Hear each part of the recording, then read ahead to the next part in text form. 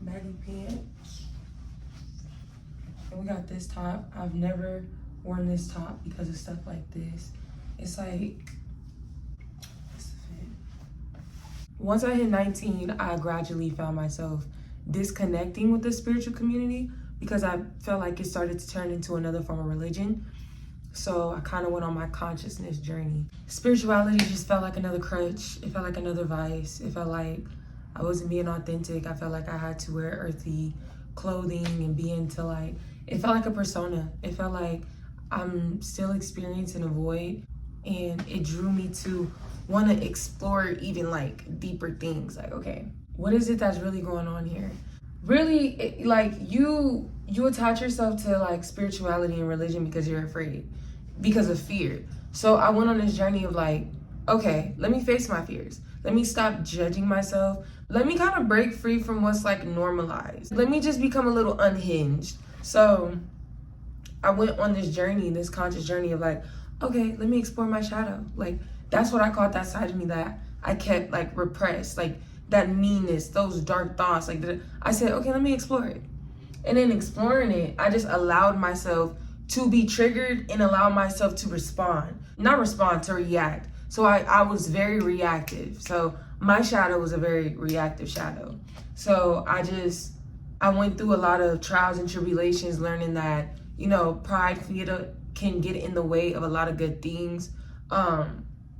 Lust can really have you not experiencing your full potential and keeping you hindered and focused on, again, just things that have no correlation to you, pure distraction. Gluttony, overindulging into things such as food, will just leave you feeling down, not having enough energy to do anything. Being lazy will just keep you feeling like you're always behind. Being angry all the time makes you even more angry and just creates just these more toxic situations. And I feel like there's another one. Oh, and being envious.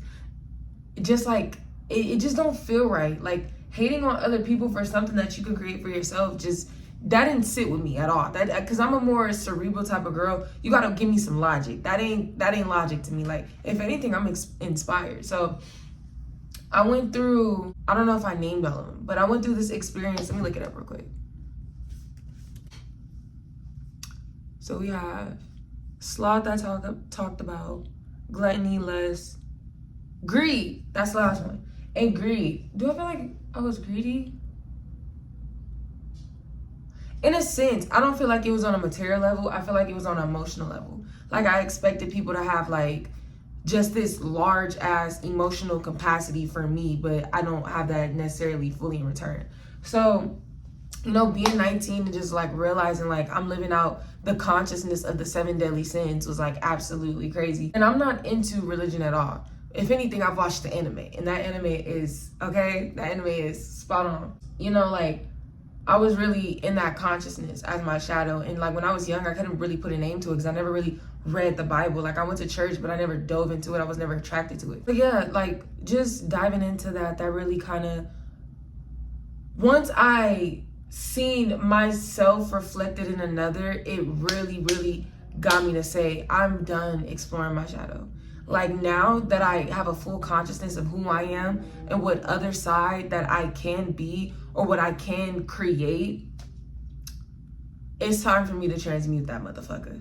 So that's my journey. That's what I went on. I'm very, very keen and very efficient and like a trailblazer when it comes to transmuting negativity. Like, I don't like attracting that. I'm not into it. But when it comes my way, because life is full of chaos, and chaos isn't necessarily negative energy. It's just untamed energy. Like, when chaos comes my way, I transmute it into beauty. That is why my DJ account is called Divine Chaos. My art account is called Divine Chaos, because when I really create art, it's meant to reflect that. That's basically what I'm gonna be talking about today, is literally this book. Like, I already dropped 2 books. One is a guide book called In the Meantime. My second book is called Talks to Saturn, because I've connected with Saturn. And usually, y'all gotta understand, planets are really a frequency.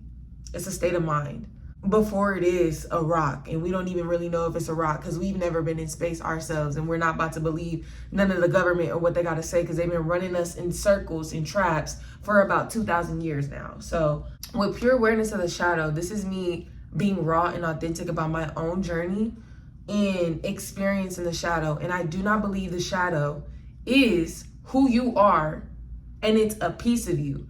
I feel like the shadow is a consciousness, a state of mind, a frequency you can tap into, but you can always make the choice to come out of. A lot of people want to over-identify and attach themselves to the shadow. This isn't something that you created on your own. This is literally a hive mind, a collective consciousness to keep us polluted and to re-manifest energies that died out who just want to come on this planet and recreate itself again to destroy it. So you're just tapping into an old agenda that never really worked out. And now you're allowing those certain aspects and spirits to manifest within you. This is really about like understanding that fear is an illusion. And if you trust yourself and you have full faith in yourself and your abilities, nothing that threatens you, nothing that tries to create trauma for you will ever win or prosper, because you being the conscious observer will always supersede that energy, because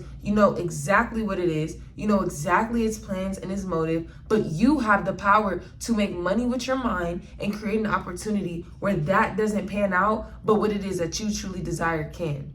There's been so many profound stories of like, you know, like that movie with the girl who got her arm, I think, taken off by the shark, and she was a surfer and she loved to surf. She still got out there, still won that competition, still got things done. Like, there are Stevie Wonder. Like, come on. Like, there's really like stories out here of like people going through extreme trauma and literally superseding and transmuting that shadow energy into something amazing. And then there's other individuals that don't really go through trauma, but they're just naturally born with that shadow element because you've seen it around your family, you've seen it in your environment. Everybody is toxic, everybody normalizes it, it's okay. And if you try to speak any light or love or anything that's new, futuristic, or speaking of the present moment, you get hit with backlash because they can't understand that in their own ignorance. Like, it's a lot of that at play, like all the time. So this book really helped me break free from it helped me ground all of my thoughts into one. I get a lot of questions daily, like, how do you overcome the shadow? Can you go deeper into it? Can you the only thing I just had to make a book. I had to drop a book for you guys. And it has 8 chapters. It's page 1. Very beautiful book.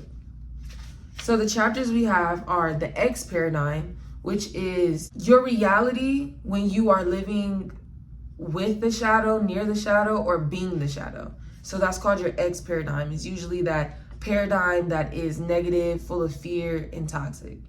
We have dissolving the shadow, neutralizing the ego, reclaiming consciousness, pure awareness, aka source, pineal gland, or I say pineal gland, okay? I've been corrected on this so many times. Pineal gland, whatever y'all want to call it. I know what I mean. Y'all feel me? So your third eye, mind's eye, okay? We got that one next.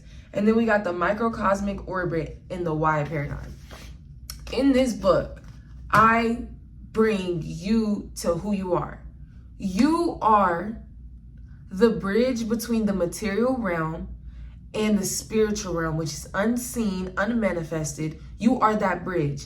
You being consciousness, able to observe that realm and able to observe and experience this one, you are the bridge in which that creates it. Same thing with this book. I observed myself, my own spiritual realm, my own Akashic records. I explored me and my own shadow, which couldn't be seen by others unless I acted upon it. But I felt it every day. I judged myself. I doubted myself. I lived in fear for a very, very long time.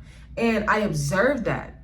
And me understanding that I am the observer, I am consciousness, I am that energy, that light that brings the bridge to the physical. So if I choose to see this spiritual energy that's going on, that's really negative internally within me, and I choose to accept it and create that and let that manifest into my world by being mean to others, judging other people, gossiping about other people, then that's me creating that. Most of the time, the reason why these fears, these judgments, all of these things are stored within our subconscious and in our spiritual realm is because we picked up on it in our childhood, our parents' internal dialogue, the media, like the media, for real. Like our school systems, our teachers, other people. So you gotta go back and trace back those thoughts, and you realize, oh my God, like these voices ain't got nothing to do with me. Like I've always been into fashion and coloring as I was young. Like I was never in, like I wouldn't even have known this unless I was around these type of adults. So you gotta really like, and it's nobody's fault. That's another thing that we get caught up in. We get caught up in, well, who's to blame? Where did this come from? That's not the point. The point is, right now, you got to figure out how we about to proceed forward and be the best version of ourselves. Ooh, hold on. My ear is ringing bad. Maybe, let me calm down.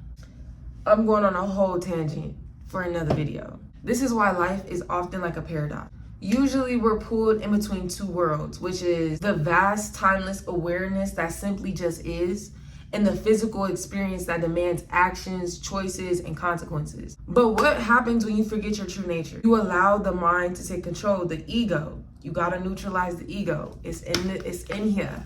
You gotta neutralize the ego. Unconscious programming keeps you in that cycle of suffering, of pain, and reacting to life instead of creating it. So this is why pure awareness of the shadow is a true game changer. In this book, I just take you on that deep pool of knowledge. And also, it gives you tools to see beyond the matrix, because once you identify your shadow, you'll see the bigger demons at play. You'll start to see how them bigger demons in the politics. You'll start to see them in the music industry. You'll start to see them everywhere. This gives you complete full awareness, not only of yourself, but when you go out into the real world, nobody can ever fool you. Nobody can ever play you, because you know exactly who you are, and you'll see somebody else's shadow clear as day, period. You'll know exactly how to navigate the music industry, politics, religions. You'll see the shadow in in everybody.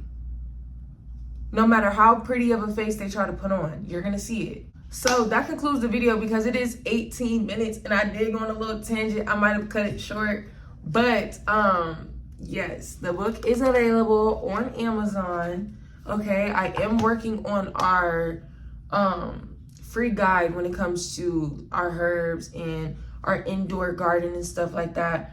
But yes, it is available on Amazon. I love you guys dearly. Please like, comment, and subscribe. Get this video circulating to those who need to see it, those who need to feel it. Send it to your grandma, send it to your cousin, whoever needs that healing, that love, that guide to getting out of their shadow so we could take them to the new world, okay? And those that support, I love you so much. Like, shout out to you. With ease and grace, my beautiful loves, you guys have a wonderful, beautiful week full of prosperity and abundance and greatness, okay? Because you're beautiful and you're sexy and you're gorgeous and you got money on the way and all that good stuff. I love you.